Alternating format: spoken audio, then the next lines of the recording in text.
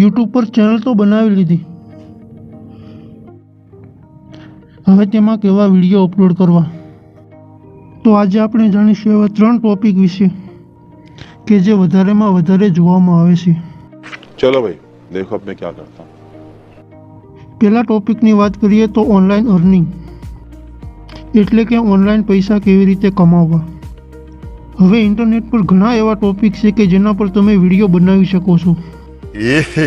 रहा नहीं जाता, तड़प ही ऐसी है ना. જેમ કે YouTube, Facebook, WhatsApp, Instagram, Flipkart ઉપર કોઈ એક પ્રોડક્ટ છે જેમની કિંમત 10,000 રૂપિયા છે, પણ આજ તેમાં 50% ડિસ્કાઉન્ટ છે. એવી જ રીતે ફેસબુક, વોટ્સએપ, ઇન્સ્ટાગ્રામના વિડીયો પણ તમે બનાવી શકો છો. मजा आया और मैं ये जो मजा है हिंदुस्तान के हर व्यक्ति को देना चाहता हूँ. બીજા ટોપિક તરફ જઈએ તો આ ટોપિક પર વિડીયો બનાવવા ખૂબ જ સરળ છે અને ખૂબ જ ઓછું એડિટિંગ. હું વાત કરું છું બ્લોગ ચેનલની. આ ટોપિકમાં વ્યૂઝ પણ વધારે આવે છે. યુટ્યુબ પર તમે આ એક ચેનલ જોઈ શકો છો, ખજૂરભાઈ વ્લોગ્સ.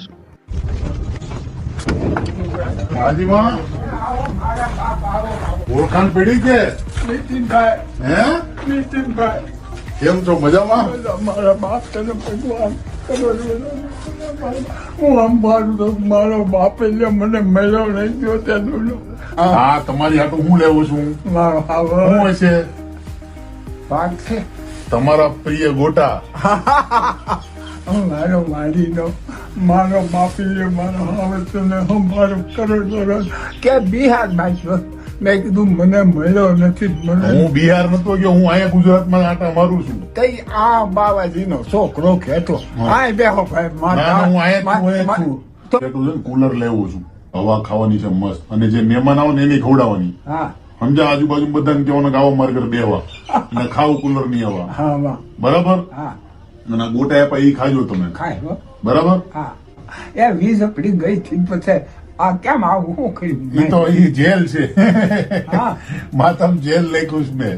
છે હા, હા તો એટલે આમ તમને કડક કડક લાગે એમ છે. હા હા જેલ કે અને તેના સબસ્ક્રાઈબર જોવા જઈએ તો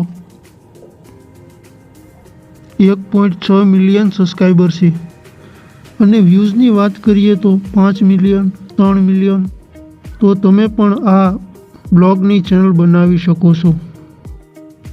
ત્રીજા ટોપિક તરફ જઈએ તો તમે સ્ટોરી ટેલિંગના વિડીયો પણ બનાવી શકો છો. एक नगर में एक मशहूर चित्रकार रहता था.